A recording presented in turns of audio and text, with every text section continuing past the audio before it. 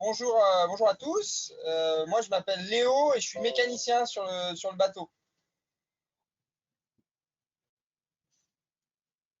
Et d'où ça marche. Vous nous entendez encore? Ouais, super. Ok. Et alors, je m'appelle Douglas et je suis biologiste marin à bord du bateau. Là, ça fait 2 mois et demi que je suis embarqué. Et mon rôle à bord, c'est de travailler avec les 4 autres scientifiques pour appliquer toutes les études de biologie marine et d'études du microbiome. Léo, tu peux peut-être décrire ton travail de mécanicien à bord du bateau? Ouais, alors le bateau, en fait, c'est un peu comme une petite usine. Donc, c'est-à-dire qu'on est autonome, on produit notre électricité, notre eau. On doit faire tourner les machines, les moteurs pour avancer quand il n'y a pas de vent, pour avoir de l'électricité pour, par exemple, pour envoyer le treuil aller pêcher de l'eau au fond, hein. Donc voilà, ben, tout ça, ça nécessite de s'en occuper, de faire un peu d'entretien. Voilà. Donc moi, je m'occupe de ça. Super, génial. Eh ben, merci beaucoup. Alors, les classes, Alors, je vous invite à poser vos questions. Donc, comme je vous montrais tout à l'heure, soit en levant la main avec la petite icône main levée, soit en posant une question. Alors, il y a plein de mains qui se lèvent. Donc, on va commencer par la classe de Stéphane Lacouture. Donc, j'active votre son, Stéphane. Je vous invite à présenter, enfin, l'élève qui va poser une question, je l'invite à se présenter, à donner son nom. Et ensuite, on vous écoute. Donc, ça doit fonctionner. Est-ce que vous pouvez attraper des maladies à cause du microbiome? Bonjour, alors c'est une bonne question, mais la réponse a priori est non. En fait, on l'appelle microbiome. C'est un nom qui peut faire peur. En fait, le microbiome, Doug, il vous en parlera mieux que moi, mais en fait, c'est tout ce qui est dans l'eau à une échelle trop petite pour qu'on le voit à l'œil nu, mais qui est très très très important en fait pour l'équilibre de tout ce qui vit dans l'eau, quoi. En fait, l'eau de mer, elle a plusieurs caractéristiques. Elle a une température, une salinité, un taux en oxygène, plein de choses spécifiques. Et surtout, dedans, il y a des milliards et des milliards d'êtres qui vivent. C'est des cellules, des virus, des bactéries. Il y a le plancton qu'on ne voit pas. Et en fait, quand on parle de microbiome, c'est tout ça. Et en fait, bah, voilà, à la mer, si vous êtes déjà allé à la mer vous baigner, ça vous est sûrement arrivé de boire la tasse. Bon, c'est pas forcément très agréable, mais pour autant, on n'en meurt pas, quoi. Donc, à mon sens, on ne peut pas attraper de maladie en étudiant le microbiome. Ouais, c'est vrai, et même au contraire, le microbiome, il est garant de la bonne santé des océans. Voilà, c'est lui qui fait partie intégrante des océans. Et un océan en bonne santé, c'est un océan avec un microbiome qui est bien protégé et lui aussi en bonne santé. Voilà, c'est un peu comme nous, dans notre corps, on a aussi des micro-organismes qui vivent avec nous. Et si nous quittent, si on a un problème avec ces micro-organismes, on va tomber malade. Et donc, c'est important de prendre soin de ces micro-organismes-là. Donc, le nom microbiome, en fait, il a été un peu copié sur ce qu'on appelle le microbiote. Donc, le microbiote intestinal, c'est toutes les cellules à l'intérieur de nous. On est constitué de milliards d'êtres vivants à l'intérieur, des bactéries, etc. Qui nous aident, en fait, qui nous aident à digérer, qui nous aident à faire tout ce que le corps fait, le métabolisme du corps, quoi. Est-ce que ça répond à ta question? Oui. Merci. Super, génial. Merci à toi. Alors maintenant, on va aller dans la classe de Madame Anjar. Voilà, vous pouvez pas présenter dire votre nom et poser votre question. Donc alors, je vous envoie une demande d'activation du son. Normalement, il faut cliquer sur un petit bouton. Et si ça fonctionne, ah voilà, ça marche. Vas-y, ça le fait. Bonjour, comment vous êtes lancé dans ce métier? Ah, c'est une bonne question. Et ben moi, il y a un moment où j'avais envie de travailler un peu avec un peu plus de liberté, d'être pas forcément tout le temps assis dans un bureau, de voyager. Et du coup, moi, j'ai choisi d'être marin professionnel. J'ai choisi ça il y a 10 ans maintenant. Et voilà, bah, c'est des formations, c'est après le bac. Et il y a plein de gens sur le bateau qui arrivent d'univers différents. Il y en a qui ont commencé à faire de la voile, donc, par exemple à l'école des Glénans. Il y en a qui viennent comme moi plutôt de la marine marchande. Voilà. Ouais, bah, moi aussi, j'ai fait ce choix il y a un peu plus de 10 ans parce que j'étais passionné du milieu marin et de comprendre comment vivent les animaux marins ou les microalgues, comment vit le microbiome. Ça me passionnait déjà depuis que j'étais adolescent et donc j'ai décidé de faire de la biologie marine mon métier parce que j'avais vraiment une curiosité de comprendre comment la vie marine s'organisait et comment fonctionnent les océans. Super, merci. Est-ce que ça répond à ta question? Oui, merci. Merci. Merci. Merci à toi. Merci. N'oubliez pas de vous présenter quand vous posez votre question. C'est toujours sympa de connaître votre nom. Alors maintenant, on va aller dans la classe d'Evelyne Lett.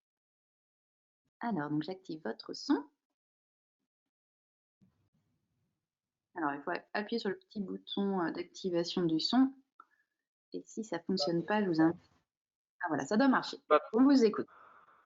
Je m'appelle Nathan, j'ai 17 ans. Et quelle étude avez-vous fait pour faire ce métier de chercheur sur le bateau? Et comment avez-vous pu pour faire partie de l'équipage Tara?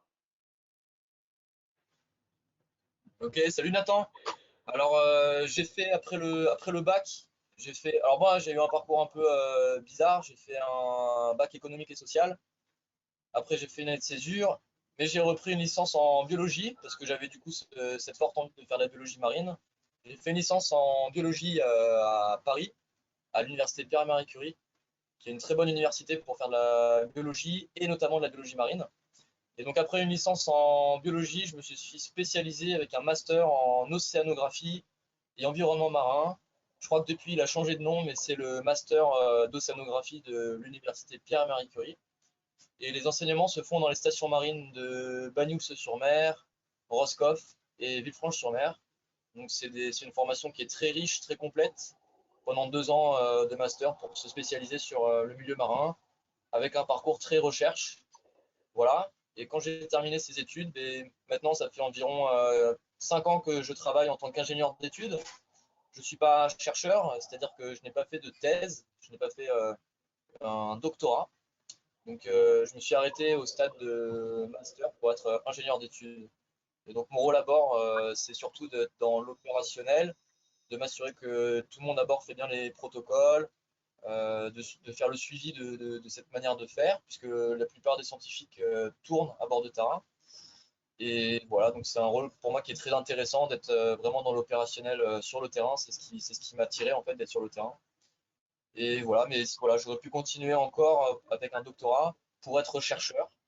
Et donc le chercheur, lui, il va plutôt servir à analyser les données qu'on leur transmet nous, du coup, sur le terrain, et à écrire des publications scientifiques pour avancer sur des sujets bien précis. Voilà, Nathan, je ne sais pas si c'était clair, si j'ai répondu à ta question, et sinon, sinon tu peux me demander encore. Bah, aussi, et comment avez-vous pu faire partie de l'équipage de Tara? La deuxième question. C'était un travail de longue haleine. Ça faisait 10 ans que j'avais que je rêvais de venir sur Tara. Il n'y a pas beaucoup de place à bord pour les scientifiques comme pour les marins. Donc voilà, faut être patient, il faut attendre la bonne opportunité au bon moment. Et j'avais le profil qui correspondait assez au poste, je pense.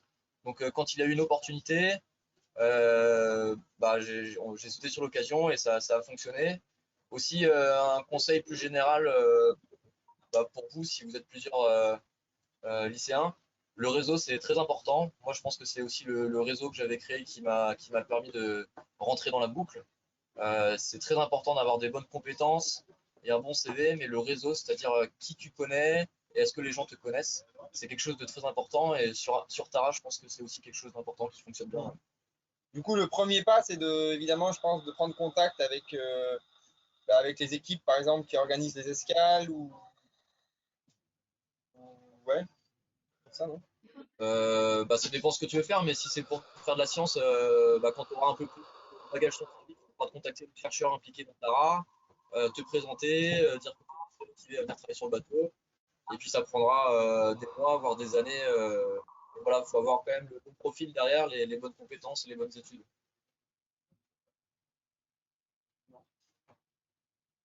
Ok, Ouais, ouais. merci. Si je peux me permettre d'ajouter, tu vois, à Tara, on est plusieurs équipes et du coup, au pôle éducation, Donc, une collègue et moi, on est deux à avoir pareil un cursus scientifique et on a toutes les deux fait un doctorat en sciences. Et du coup, tu vois, selon le parcours, on a une autre collègue qui a fait un master aussi en sciences.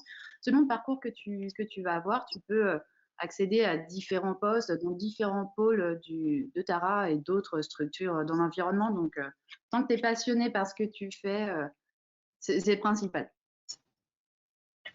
Merci. Alors maintenant, on va aller dans la classe de Virginie. Alors Virginie, elle pose une question à... ils ne doivent pas avoir de micro.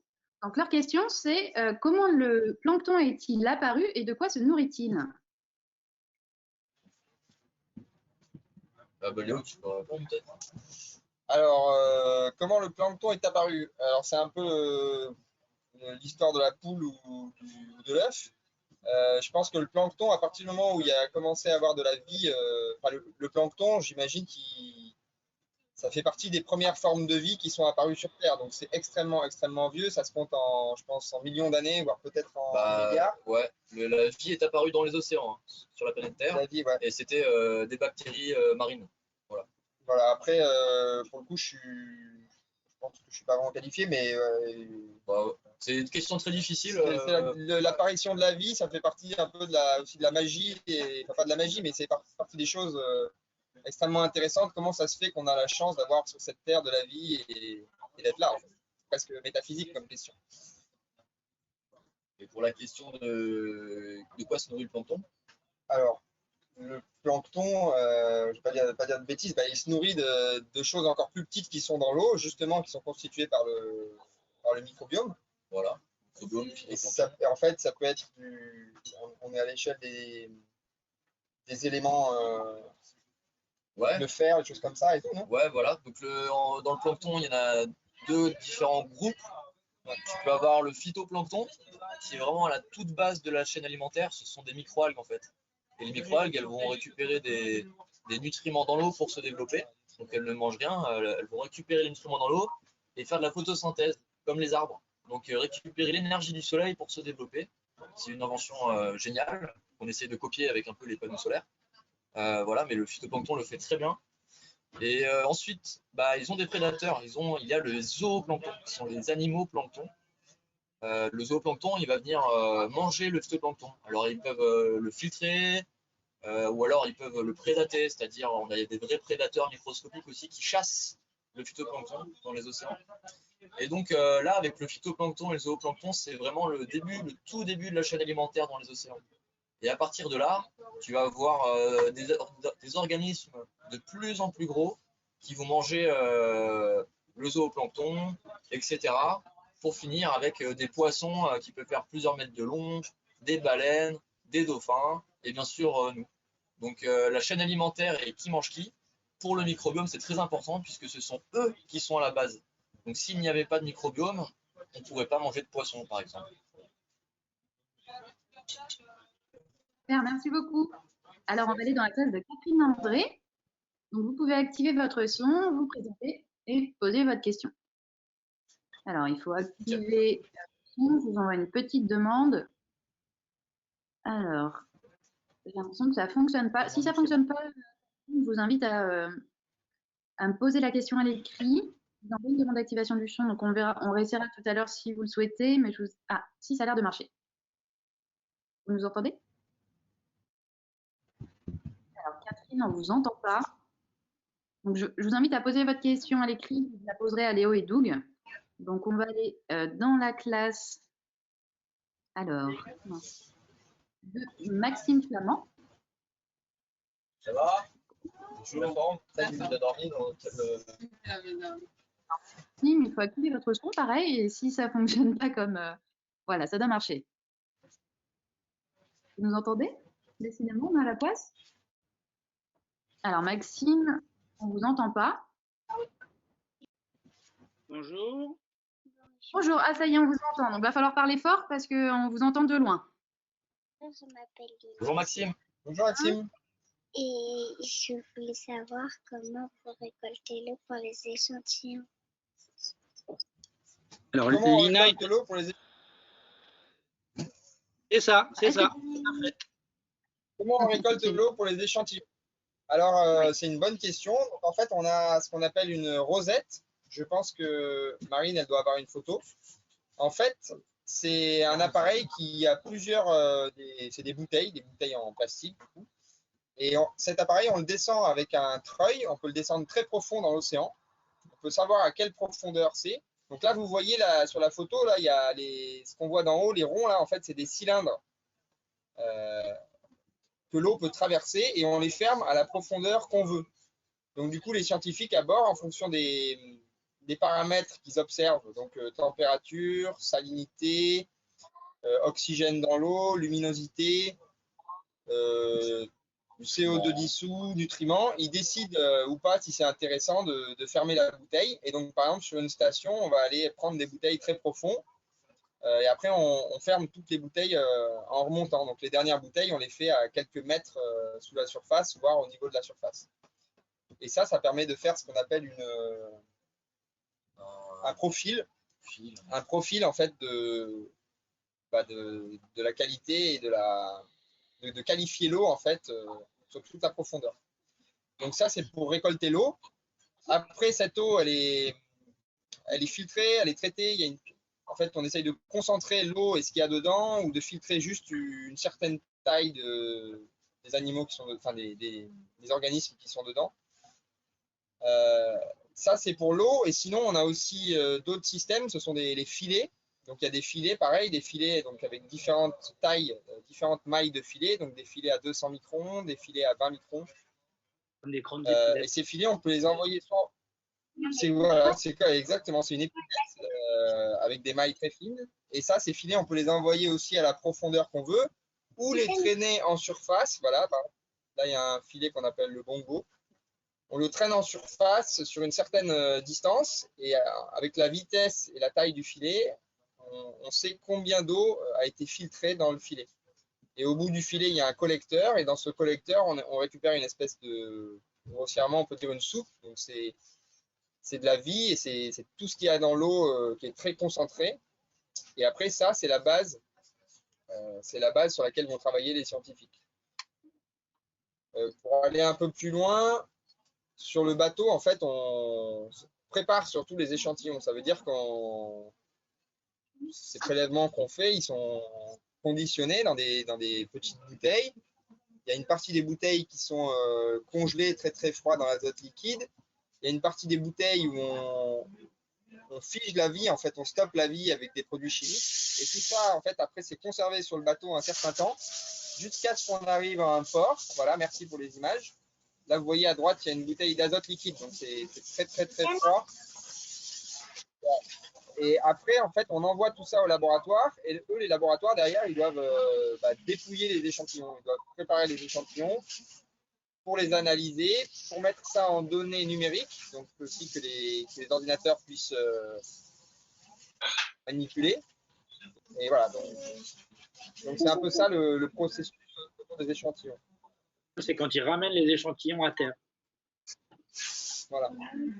Et donc, par exemple, il y a la chaîne du froid, ça veut dire que les échantillons qui sont dans le froid, immédiatement après avoir été récoltés, il faut qu'ils restent froids jusqu'à ce que le scientifique lui-même puisse l'étudier. Super, merci beaucoup, Léo. Est-ce que ça répond à ta question? Dis-le. Merci. Merci à toi. Alors, tout à l'heure, dans la classe de Catherine Endo, où leur micro ne fonctionnait pas, j'ai une question d'Oumar qui demande pourquoi l'équipage change à chaque fois. Ah. Alors, en fait, l'équipage, derrière, c'est des humains, hein, et l'humain, il peut être très performant, mais il y a un moment où il est fatigué. Donc, en fait, on ne peut pas rester en permanence sur le bateau parce que je pense qu'à la fin, on serait beaucoup trop fatigué pour travailler correctement, il y aurait des accidents et tout. Donc en fait, on est deux sur le même poste. Par exemple, il y a deux capitaines, il y a deux biologistes ou plus, et on se relaie. Donc nous, on fait à peu près 3 mois. Donc moi, je travaille 3 mois, et après, il y a un autre mécanicien. On fait un jour ou deux ensemble, on se fait ce qu'on appelle une passation. On parle des problèmes en cours, des commandes, des histoires qui sont... Et après, c'est lui qui va travailler pendant 3 mois, pendant que moi, je serai en congé. Donc c'est comme ça que ça fonctionne et ça fonctionne aussi pareil pour les scientifiques. Il reste un certain nombre de semaines ou de mois à bord. Mon double, par exemple, il reste beaucoup à bord cette année-là. Ça marche, super, merci beaucoup. Alors maintenant, on va aller dans la classe de Sabrina Renaud. Donc voilà, vous pouvez vous présenter et poser votre question à Léo et Doug. Alors Sabrina, je ne sais pas si vous nous entendez, ça a l'air bon de votre côté, mais on ne vous entend pas. Moi, si ça ne fonctionne pas, je vous invite à poser votre question à l'écrit. Et du coup, on va en profiter pour changer de classe. On va aller dans la classe de Madame Charbonlage. Alors pareil, je vous envoie une demande d'activation du son. Voilà, c'est Bonjour, bon, je ça m'appelle Lucas. Je m'appelle Lucas, j'ai 9 ans et je me demandais combien comptez-vous d'espèces microscopiques? Ouh là là. Bah, Lucas, merci pour ta Alors, je question. comprends. Elle est Voilà, c'est bon, tu intéressante. peux parler. En fait, on n'a pas tout à fait fini de répertorier le microbiome dans les océans. C'est un travail qui est toujours en cours. Donc, par exemple, avec Tara, on échantillonne la plupart des écosystèmes sur Terre. On essaye d'aller dans les pôles, là où il fait très froid. On va autour de l'équateur, là où il fait très chaud. On va dans les eaux salées, on va dans les eaux douces, dans les fleuves. On échantillonne de la surface jusque dans les abysses. Donc, on essaye d'avoir la plupart des écosystèmes différents. Et à chaque fois, on a du microbiome qui n'est pas encore décrit. Donc on l'a peut-être déjà échantillonné avant, mais on ne le connaît pas bien. Il n'est pas tout à fait décrit, c'est-à-dire qu'il n'a pas de nom attribué. On ne lui connaît pas encore sa fonction dans l'océan. Et donc c'est un travail qui est encore en cours, juste de répertorier toute cette vie-là. Alors je ne connais pas le chiffre exact, je ne l'ai pas en tête, mais je pense qu'on est sur des dizaines de milliers d'espèces. Ça marche, super. Merci beaucoup. Alors, pardon, vas-y, désolée si je t'ai coupé. Tu veux poursuivre? Non, voire plus. Peut-être une idée, toi, Marine, du nombre d'espèces Non, de microbiomes? non, pas Je du pense tout, que mais je pense que c'est. par exemple, c'est des En milliards fait, des milliards il faut d'individus. imaginer que les océans, donc ça représente, je crois, 3/4 de la surface de la planète. Euh, mais en volume, c'est énorme en fait. Disons qu'à la surface de la Terre, les bêtes qui vivent à la surface, sur la terre ferme, elles vivent principalement sur la surface. Il y a un peu des oiseaux, etc. Mais c'est surtout c'est une interface entre la terre et le ciel. Alors que l'océan, en fait, il y a vraiment de la vie dans toute la hauteur de l'océan. Il y a des endroits, il y a 8-10 km de hauteur d'eau.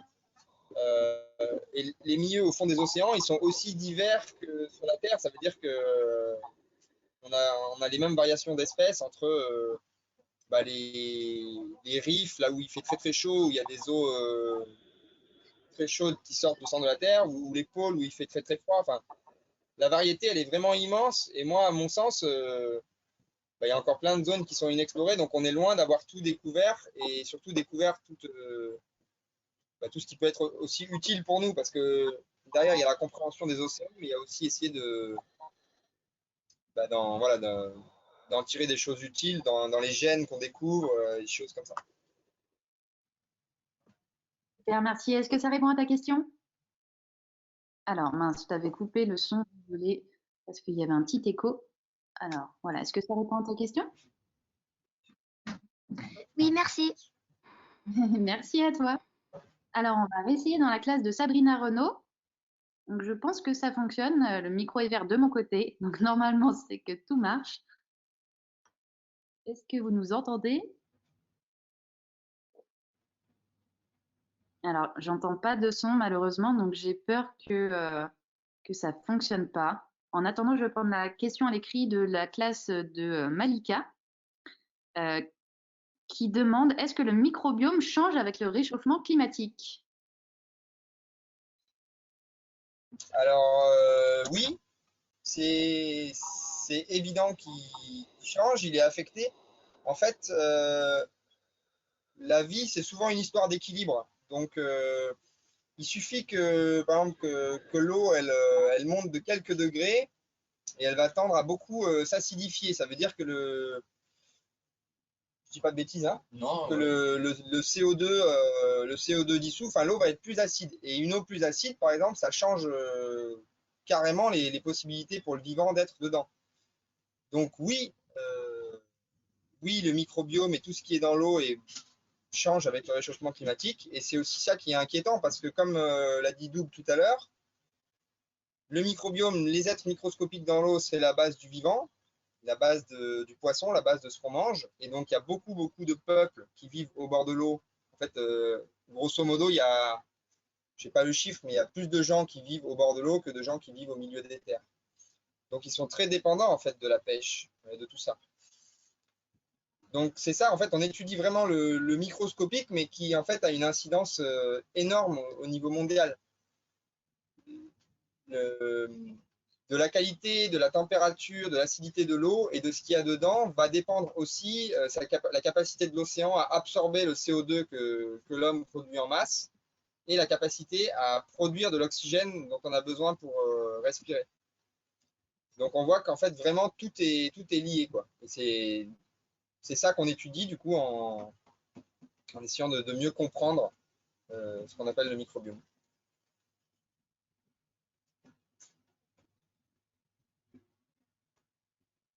Merci Léo. Alors la classe de Sabrina, donc effectivement le micro marche pas, donc j'ai leur question en écrit. Ils demandent est-ce que vous travaillez et vous explorez la nuit? Ah, c'est une très belle question. Alors, je vais parler de la science, mais Léo, il parlera du côté marin après, Ouais. si tu veux bien. Hein. Ah oui, oui. Ok. Alors, justement, on va commencer en partant de Salvador de Bahia. On va commencer également à travailler la nuit parce que les océans se structurent entre le jour et la nuit. Il n'y a pas les mêmes espèces aux mêmes endroits et les organismes qui sont présents n'expriment pas les mêmes gènes non plus, n'ont pas la même activité, un peu comme nous. Le jour et la nuit, on ne fait pas du tout les mêmes choses. Et donc pour les océans, c'est pareil. Les organismes marins, le microbiome, les poissons n'ont pas du tout la même activité. Et c'est très intéressant d'étudier la différence entre le jour et la nuit.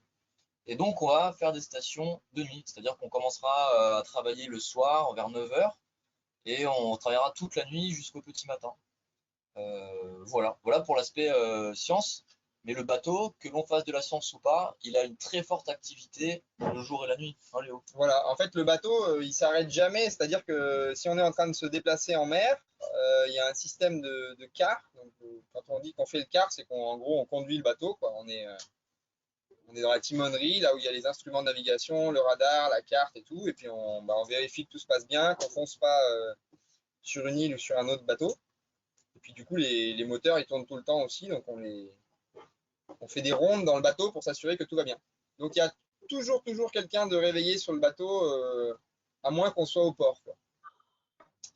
Et pour revenir sur la question, par exemple, je crois les calmars, c'est pour donner un exemple concret, eux, la journée, ils sont en profondeur, en fait, et la nuit, ils remontent manger en surface. Ils remontent manger en surface aussi parce que leur nourriture, probablement, est en surface. Donc, c'est vraiment, voilà, l'océan, le jour et la nuit, c'est le jour et la nuit, quoi. C'est différent.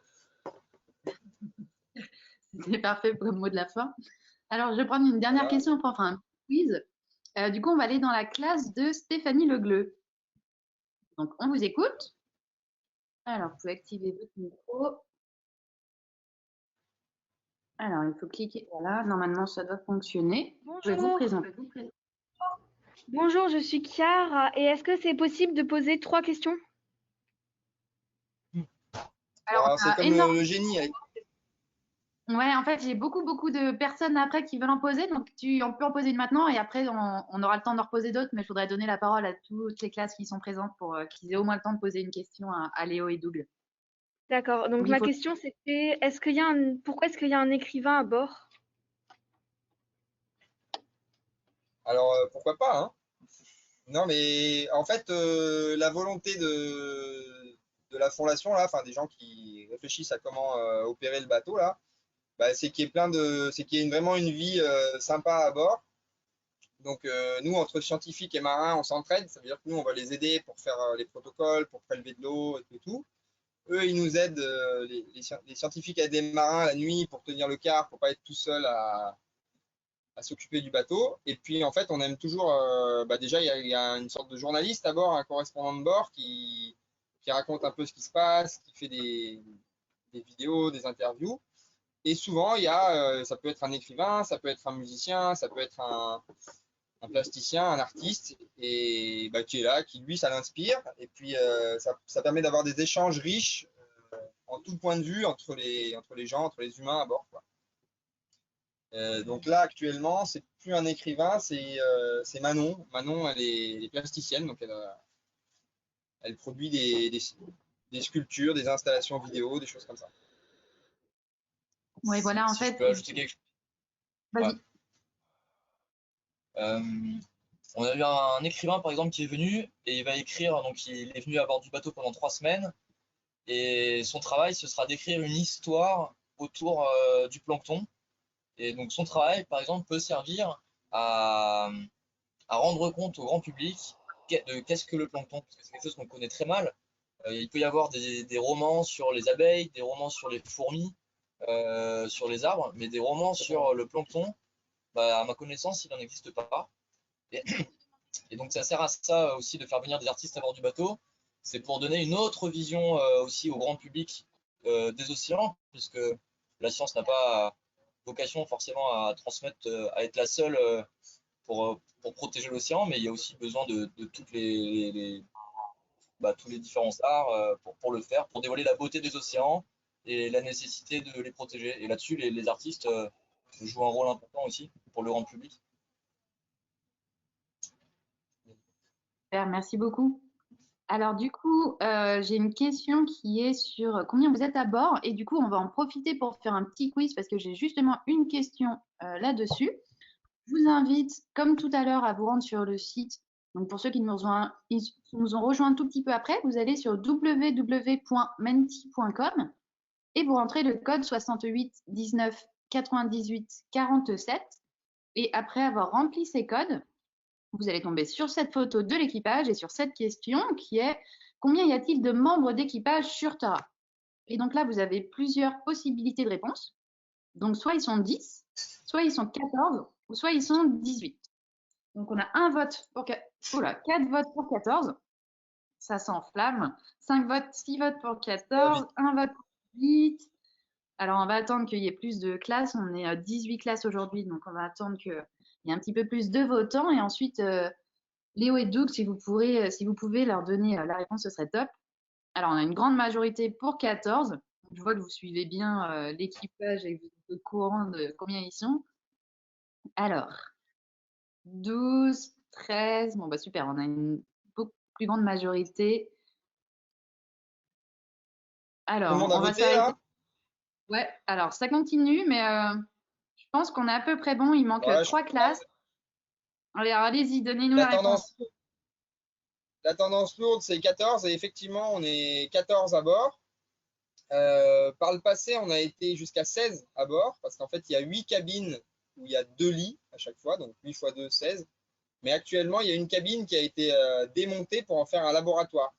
Dedans, les scientifiques ont des instruments, des microscopes, de quoi filtrer l'eau, de quoi étudier en fait le microbiome. Donc là, actuellement, on est 14 à bord. Super, génial. Alors, nouvelle petite question, j'espère que vous êtes prêts. Alors, à votre avis, à quoi sert cet instrument scientifique? Léo, tout à l'heure, vous a parlé de la rosette et du filet bongo. Oui, bongo. Alors, quel est cet instrument? Alors, vous avez 3 possibles. Alors, à quoi sert cet instrument? Alors, il sert soit à collecter du plastique, soit à pêcher des poissons. Donc, je vous laisse voter. Ensuite, on demandera à l'équipage de répondre et ils pourront vous donner le nom de cet instrument. Donc, on a une majorité de plastique, 6 plastiques. Bon, alors, pour l'instant, tout le monde vote pour le plastique. Est-ce qu'il y a encore une autre question derrière ou pas? Non, il n'y a pas d'autres questions. Alors, vas-y, tu peux Alors donner la là réponse. aussi, je crois que les gens, vous ne vous êtes pas trompés, ça sert bien à collecter du plastique. En fait, c'est un filet qu'on appelle le filet Manta. il a la particularité de collecter ce qui est à la surface de l'eau. Donc, on sait que le plastique, en fait, quand il arrive en mer, donc, soit il arrive en mer, directement en mer, soit il arrive par les fleuves ou par le vent ou quoi que ce soit. Dans un premier temps, il est en surface parce qu'en fait, le plastique, l'immense majorité, c'est plus léger que l'eau. C'est une densité faible, moins de 1, donc il flotte. Après, on sait qu'il finit par sédimenter pour plein d'autres raisons, donc d'aller au fond de l'eau. Mais donc, ce filet, il nous permet de collecter les microplastiques, donc les plastiques de petite taille et aussi accessoirement les macroplastiques, mais ce n'est pas le but, qui sont en surface de l'eau. Et on fait ça pour essayer de comprendre qu'est-ce qui se passe avec ce plastique. En fait, le plastique, il est assez rapidement colonisé par plein d'êtres vivants dans l'eau, donc des algues, du plancton, des choses comme ça. Et puis le plastique, il est problématique parce qu'il fixe aussi des polluants. Donc il attire des métaux lourds, il attire des hydrocarbures, etc. Et nous, on essaye de comprendre tout ce qui se passe à la surface de ce plastique. Voilà, on essaye dans un premier temps de comprendre et puis évidemment d'alerter, hein, parce que les chiffres sur le plastique, c'est alarmant. Il y a des études qui disent qu'un jour, il y aura plus de plastique que de poissons dans l'eau en masse. Donc, je ne sais pas si vous vous rendez compte de ce que ça fait, mais c'est complètement fou. Bon, voilà. Donc, ça sert à essayer de collecter le plastique en surface. Super, bah bien, bravo à tous, tout le monde avait raison. Alors, du coup, on va retourner sur les questions. Alors, est-ce que vous voyez bien mon écran? Oui, c'est bon, super. Alors maintenant, on va aller dans la classe des 6e C du collège Tabarly à la Baule. Donc, j'active votre... Tu connais? Bah, Tabarly, c'est le navigateur Tabarly, si j'ai bien entendu, hein, ce que tu as dit. Alors, on va laisser la classe répondre, comme ça, on aura la réponse directement. Vous nous entendez à la Baule? Alors, votre micro est bien, normalement, ça doit fonctionner, donc parlez bien fort près du micro.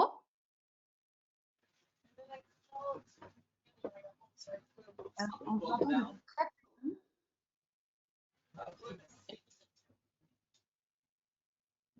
Alors, on entend un bruit très très loin, donc si ça ne fonctionne pas mieux, malheureusement, je vais devoir vous demander de poser votre question à l'écrit, parce que j'ai l'impression que ça ne fonctionne pas très très bien. Alors, du coup, on réessayera juste après. On va aller dans la classe de Christophe Thibault. Donc, Christophe, votre son a l'air de fonctionner. Enzo, bonjour. Bonjour, je m'appelle Enzo. Je suis en CM2 dans l'école de Jules Verne près de Nantes. Ma question est-ce que votre famille vous manque beaucoup? Eh bah, bonjour, oui, bah, notre famille, elle nous manque. Après, on n'est pas tous égaux. Il y a des gens il y en a qui ont des enfants, il y a d'autres qui n'ont pas d'enfants. On a tous encore la chance d'avoir souvent des parents. Après, en fait, quand on travaille, c'est tellement intense, il y a tellement de choses à bord qui se passent tout le temps que nous, on n'a pas trop le temps de. Il nous manque, mais c'est tenable. En fait, c'est plus dur pour les gens qui restent à terre et puis qui ont peut-être moins d'activités, moins d'animation. Voilà. Mais oui, il nous manque, bien sûr. Après, on a choisi. Après, quand on est à terre longtemps, on est vraiment à terre, on ne pense plus trop au travail, donc c'est cool. Et aussi, on peut dire qu'on est un bon équipage, voilà, on s'entend bien à bord et ça aide bien sûr. En fait, il y a une vraie vie à bord qui est incroyable parce qu'on partage tout. Donc, c'est aussi une famille, en fait. C'est notre deuxième famille. L'équipage, le bateau. Merci. Merci pour votre réponse. Merci.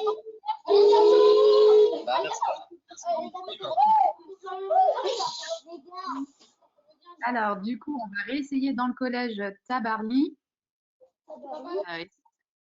Voilà. Et si ça ne fonctionne pas, je vous invite à poser votre question à l'écrit. Et sinon, on ira dans une nouvelle classe. Alors, j'ai activé votre son à la Baule. Est-ce que vous nous entendez? Vous êtes là. Ah oui, on vous entend, je crois. La Baule. Non. Bon, bah désolé. Posez votre question à l'écrit. Ça ne fonctionne pas. J'ai l'impression. Donc, on va aller dans la classe d'Elsa Mourgo. Donc, j'active votre son. Vous pouvez vous présenter et poser votre question. Alors, si ça fonctionne, vous nous entendez? Bonjour, je m'appelle Louison, j'ai 8 ans. Comment communiquez-vous avec votre famille? Alors, bonjour Louison. Eh ben, en fait, un peu comme on fait en ce moment avec vous, c'est un bateau qui est bien équipé en termes de communication. Donc, on a une communication satellite en fait qui coûte assez cher d'ailleurs et qui permet d'avoir en fait Internet à bord. Donc, on s'en sert pas pour tout et n'importe quoi, mais on s'en sert pour les choses importantes, par exemple communiquer avec vous. Et puis, on a la possibilité d'avoir WhatsApp. Sûrement, tu connais WhatsApp. Donc, on peut envoyer des petits messages à notre famille ou faire un Skype de temps en temps. Voilà. Et ça, c'est assez récent. Ça veut dire qu'il y a 10 ans ou 15 ans, c'était pas comme ça. Sur les bateaux, on était plus isolés. On communiquait moins aussi. Comme tout le monde, on a beaucoup plus de communication qu'avant. Voilà. Ah, ça a coupé là, hein, non? Vous avez entendu la réponse de Léo? Oui. Super, tant mieux. Alors, du coup, maintenant, on va aller dans la classe de Monsieur Reynaud. Alors, Madame, pardon. Frédéric Reynaud. Alors, on vous écoute. Oui, bonjour, je vous laisse 3 élèves qui veulent absolument vous parler tout à l'heure. Bonjour. Alors, le son n'est pas très, très bon. Désolé, je n'ai pas compris la question. Ouais, le son n'est pas très bon. Si, réessayez, si ça ne fonctionne pas, on sera à l'écoute. Allô, oui. J'avais une question pour le mécanicien. Je sais pas, on m'a dit qu'il y a des yeux au début peut-être, mais votre train de vie de mécanicien sur le bateau, c'est quoi? Alors, je suis désolé, j'entends pas bien. Le son est pas bon. J'ai compris que c'était pour le mécanicien, mais j'entends pas la question. Le train de vie de mécanicien sur le bateau, comment ça se passe? Alors, je t'invite à poser ta question à l'écrit et on va la poser à Léo directement. Pose-la qu'on n'a pas. Parce que du coup, effectivement, on n'entend pas très bien. Ça fait comme un souffle. Donc, pose ta question à l'écrit. Comme ça, ouais, je vais couper votre son, ça fait un. Voilà. Alors, du coup, j'attends ta question. Je vais en prendre une autre en attendant. Alors, hop. Donc, on va retourner dans la classe de Saïda. Madame Anjar, j'active votre son. Allez, viens, Fnat. Oui. Alors, attendez. Hop. Vous nous entendez? Oui, on vous entend. Je dis bonjour, je m'appelle Afnan. Bonjour, je m'appelle Afnan. Est-ce que vous travaillez le samedi et dimanche? C'est une bonne question et la réponse est oui. En fait, sur un bateau, on travaille tout le temps. En mer, il n'y a pas vraiment de raison d'avoir des samedis et des dimanches. Après, il y a des fois où on fait une journée un peu plus calme, mais c'est plutôt quand ça se présente qu'on a un peu de temps pour le faire en fait. C'est pas forcément calé sur l'agenda classique samedi-dimanche. Par exemple, si on fait une traversée où il fait mauvais temps, où on est pressé, où c'est un peu fatigant parce que le bateau bouge beaucoup, et quand on arrive et qu'on est à terre et qu'on se met au mouillage ou au port, on va essayer de faire une journée un peu plus calme pour se reposer. Mais c'est pas forcément un samedi ou un dimanche. Merci beaucoup. Merci à toi. Alors, on va retester dans la classe de CM1, CM2 de l'école de Vieux-Boucau. Voilà, est-ce que vous nous entendez? Attends, ils vont voir qu'on n'a pas de micro. Ça fonctionne, c'est bien, on vous entend. Allô? Allô? Oui, on vous entend. Oui, vous nous entendez. Alors, on vous entend. Vous pouvez poser votre question. Je me demande ce que manger. Ordinateur. Bonjour, je m'appelle Lisa. Que mangez-vous? Ah, bonjour Lisa. Eh ben, qu'est-ce qu'on mange? On mange comme tout le monde. En fait, il y a Sophie qui est cuisinière en ce moment là. Et en fait, elle cuisine très bien matin, enfin midi et soir. Donc on mange plein de choses. Ça arrive qu'on ait la chance de pêcher quand on est en pleine mer. Donc dans ce cas-là, on a des voilà, vous voyez Sophie en photo.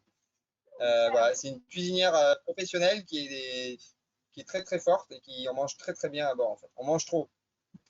C'est un des problèmes, c'est qu'on ne fait pas vraiment de sport de fond, d'endurance.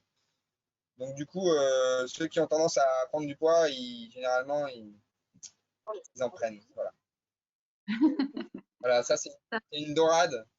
Voilà, après, on pêche pas, enfin, on pêche, ceux qui pêchent, pêchent par plaisir, mais on mange évidemment tout ce qu'on pêche, quoi. On respecte, quand on prend une vie, c'est pas pour rien, c'est pour la manger, quoi. Pour moi, c'est important de faire ça. Ça marche, merci Léo. J'espère que ça répond à ta question. Et alors, du coup, on va réessayer dans le collège de la Baule. J'ai l'impression que ça devrait marcher. Alors, on vous écoute. Le collège Tabarly. Vous nous entendez? Bon, j'ai l'impression que ça fonctionne toujours pas. Ben, c'est pas grave. Posez-nous votre question à l'écrit, puis comme ça, je la pose à Léo et Doug juste après. Et on va aller dans la classe de Madame Delumière. Alors, on vous écoute. Vous entendez? Bonjour. Bonjour. Bonjour. Bonjour. Je suis Fantine en C1. Bonjour Fantine. Question pour le mécanicien. Oui. Alors, vas-y. Si le moteur tombe en panne, est-ce que vous en avez un autre? Ah, eh ben, la réponse est un peu dans la question. Je vais couper votre micro comme il y a un petit. Voilà. Souvent sur les bateaux, ce qu'on fait, c'est que toutes les choses sont doublées. Donc et comme tu l'as dit, on a 2 moteurs. Alors, ils sont en place, on n'amène pas l'autre moteur. Il y a 2 moteurs sur le bateau. Pour faire l'électricité, on a 3 groupes électrogènes qui peuvent faire l'électricité.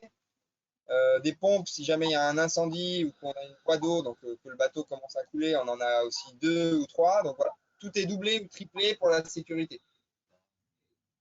Les radars aussi, c'est ça? Ouais.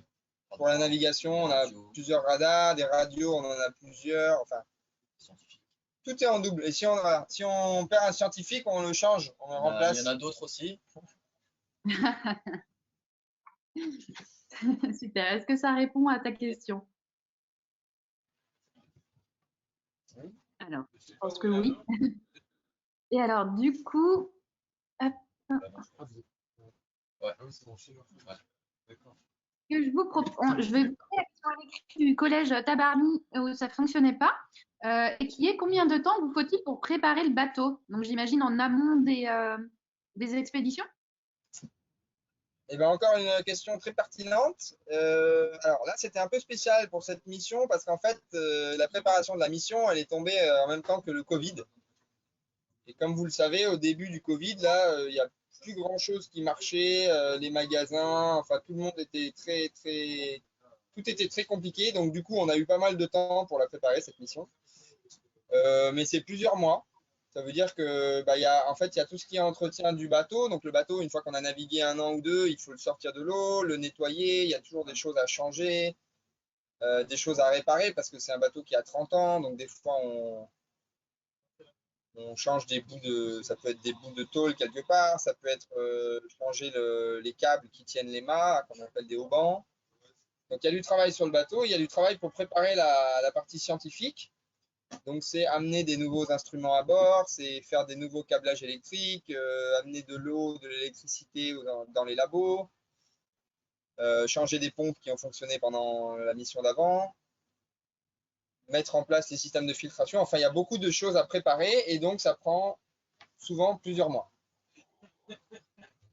Super, merci pour la. Voilà. On voit sur la photo, ça c'est l'autre mécanicien. Et en fait, c'est ça, c'est un bateau où il y a énormément de choses dans un tout petit espace. Donc souvent, pour accéder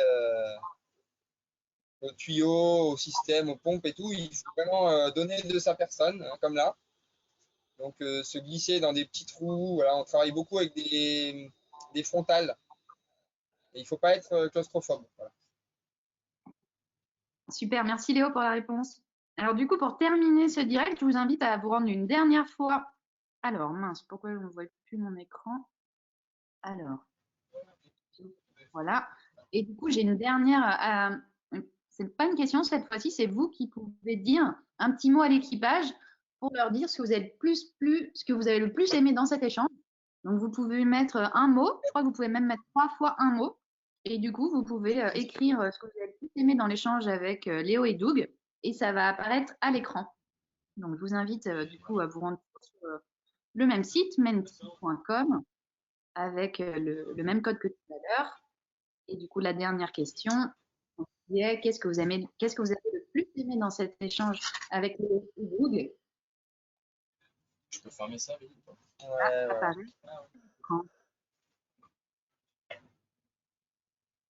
Et ben, en tout cas, moi, je voudrais vous remercier tous de nous suivre et de nous soutenir.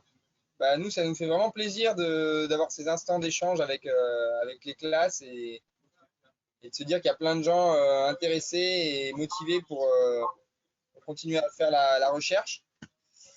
Et puis, bah, Marine, merci beaucoup aussi d'animer. Et puis, c'est pas toujours facile avec la connexion au début. Là, voilà. Merci beaucoup à tous. Pas de souci. Alors, vous commencez à avoir des petits messages qui apparaissent, donc ils vous disent merci, ils étaient contents, c'était hyper intéressant. Vous avez appris des choses sur le microbiome. Oula, ça change de côté. Alors, vous avez fait la connaissance, ils ont pu vous voir. Super. Vous n'avez pas répondu là. Il y a une question qu'on a loupée. Ah oui, il y a une question à laquelle on n'a pas répondu. Qu'on n'entendait pas bien d'un garçon. J'ai énormément de questions encore, mais vous avez vu, du coup, ça passe très très vite et forcément, on a plein de questions à poser à l'équipage. Je vous invite à suivre l'équipage de Tara et vous devriez recevoir des réponses dans les différentes opérations qu'on vous propose. En tout cas, je ne vous retiens pas plus longtemps, donc merci beaucoup à tous d'avoir participé et à bientôt, j'espère, pour de futurs échanges. Merci à tous. Ciao.